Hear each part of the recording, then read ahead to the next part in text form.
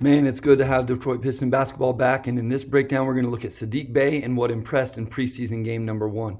And we're going to start with his pull-up game. So here, and I love this, we see him using ball screens coming down in transition. So here off the little ball screen from Isaiah Stewart, attacks, puts the defender, trying to get him put in jail, doesn't quite get there. But even though he misses this one guy, I think this is really impressive what we see from Saddiq Bey, because he uses his strength. Everybody talks about how strong he is to get a little bit of separation from McDermott, and then what I like right here is this lean. All right, like if this is something he can develop and a shot he can make consistently, that's a shot he can get off against anybody. And that's what I really like to see from an NBA player is, can you consistently get your shot off? Are you able to shoot and get to a spot to make that happen?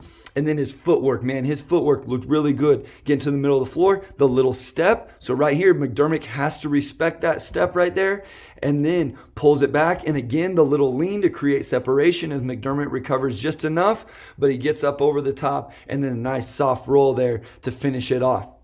And then again here, using a little bit of a ball screen from Isaiah Stewart, trying to put the defender in jail. We'll see a better clip here in a second, but again, uses his strength to put him off balance, gets a shot fake, little step through, nice soft touch off the backboard from Saddiq Bey. So we see him going to a bunch of different things here, and it looks really, really good, and he's playing under control at his pace. Now he's just going to put him in the post-up, and here's what I love about the post-up. We're going to see a clip later where it is able to create for a teammate. So playing through Saddiq Bey in the post is something I think we're going to see, especially kind of in the mid post.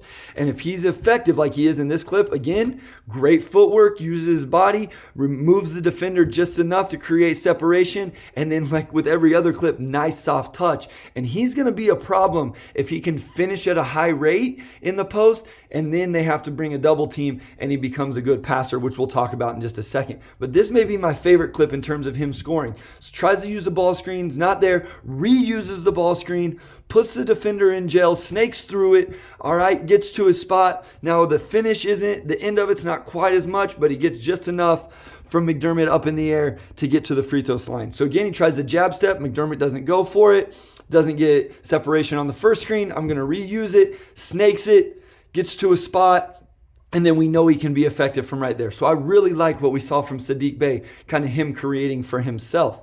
And then here is the biggest thing, all right? And I've been one that said I'm not sure he's going to be able to develop, like seeing the floor as well, making these decisions.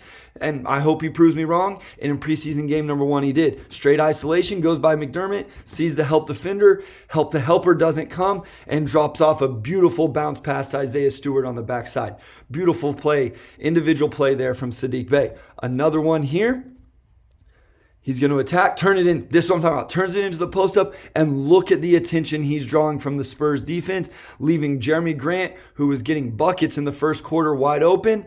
And this is what I talked about. If you're going to let him play one-on-one, he's going to go get a bucket. If you go and help, if he can make those passes, he is a problem in the post. And then his one turnover, okay, the turnover that really stood out to me, okay, was just a poor decision right here, poor execution. Right now, the pass has to be to Jeremy Grant. He's made his man, gone by his man. He's forced the help. On this one, the helper is there, as opposed to the last one we saw where he dumped it off to Isaiah Stewart. Kick this right now to Jeremy Grant. Now, you guys know I don't mind this baseline drift pass, but he has to take one more step. And then Jeremy Grant has to hammer, and he's got options. He could go to Grant. If this guy would float to the wing, I believe it's Corey Joseph, that would be an option, but he left too soon. Doesn't really leave him with the options necessary to make the right read. Jeremy Grant.